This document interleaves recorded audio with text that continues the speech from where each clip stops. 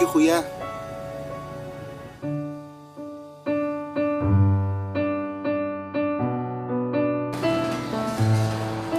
Thank you, Totoy.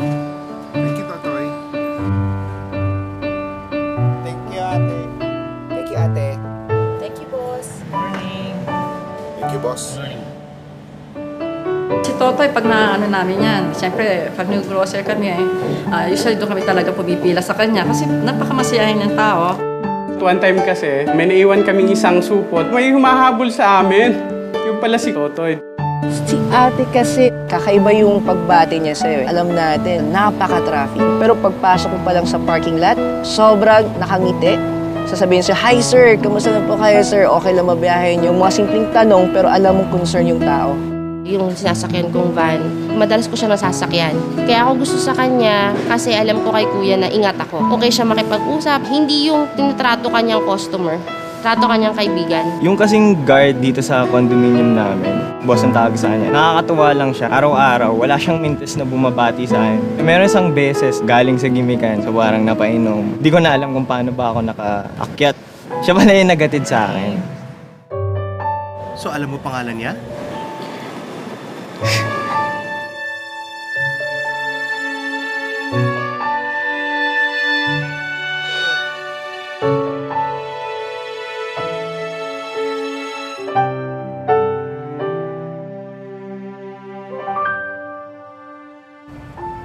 Salamat, ate.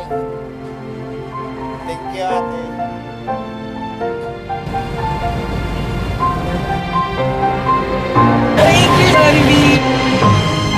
Paano mo po nalaman yung pangalan ko?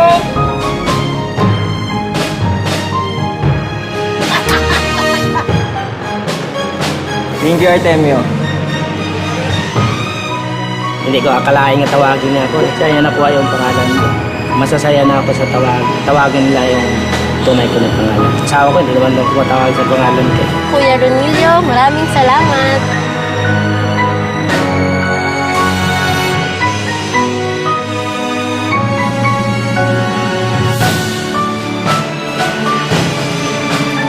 Salamat, Ivan Craig.